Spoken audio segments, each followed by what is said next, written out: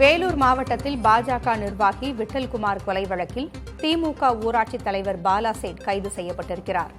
நாகல் ஊராட்சித் தலைவர் பாலாசேட், அவரது மகனும் ஊராட்சி செயலருமான தரணிகுமார் ஆகியோர் கைது செய்யப்பட்டிருக்கிறார்கள். கூடுதல் விவரங்களை வழங்க செய்தியாளர் குமரவேல் இணைந்திருக்கிறார். குமரவேல், பாஜக நிர்வாகி கொலை வழக்கில் தற்பொழுது திமுக ஊராட்சித் தலைவர் கைது செய்யப்பட்டிருக்கிறார். கூடுதல் விவரங்கள் என்ன? பூங்குழலி, கடந்த 16ஆம் தேதி பாஜக மாவட்ட பிரதிநிதியான விட்டல்குமார் கேவிகுப்பம் அருகே சாலை விபத்து ஏற்படுத்தியது போன்று படுகாயத்துடன் மீட்கப்பட்டார்.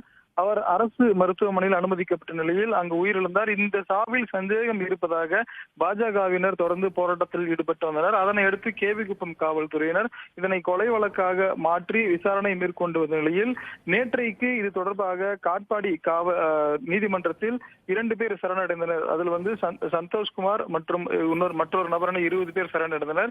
இந்த நிலையில்தான் அவர்கள் கொடுத்த தகவலின் அடிப்படையிலும் பாஜகவினர் கொடுத்த புகாரின் அடிப்படையிலும் கேவிகுப்பம் காவல்துறையினர் மற்றும் தனிப்படையினர் தேடி வந்த நிலையில் இன்று நாகல் ஊராட்சி மன்ற தலைவர் பாலாசேட், அவருடைய மகன் தரணிகுமார் அருகே இருக்கக்கூடிய மற்றொரு ஊராட்சியான பில்லாந்திப்பட்டு ஊராட்சியில் கிளார்க்காக வேலை செய்து வருகிறார். ஆகிய இருவரை தற்போது கேவிகுப்பம் காவல்துறையினர் கைது செய்து தொடர் விசாரணை மேற்கொண்டு வருகிறார்கள்.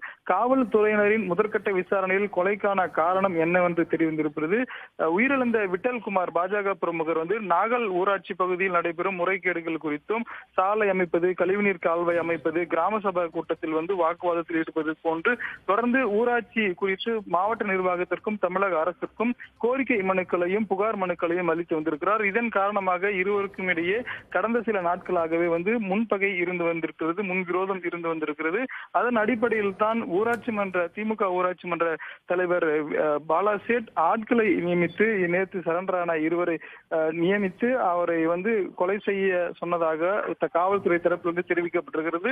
அதன் அடிப்படையில் தான் நேற்று சரணடைந்த இருவர் பாஜக பிரமுகரை ராடால் அடித்து விபத்து ஏற்படுத்தியது போன்று ஒரு செட் பண்ணியிருப்பதாகவும் காவல்துறையின் தரப்பு தெரிவிக்கப்பட்டிருக்கிறது. கைதான இருவரும் இன்னும் சற்று நேரத்தில் காட்பாடி நீதிமன்றத்தில் ஆஜர்படுத்தி சிறையில் அடைக்க இருக்கிறார்கள். தகவல்களை வழங்கியமைக்கு நன்றி குமரவேல்.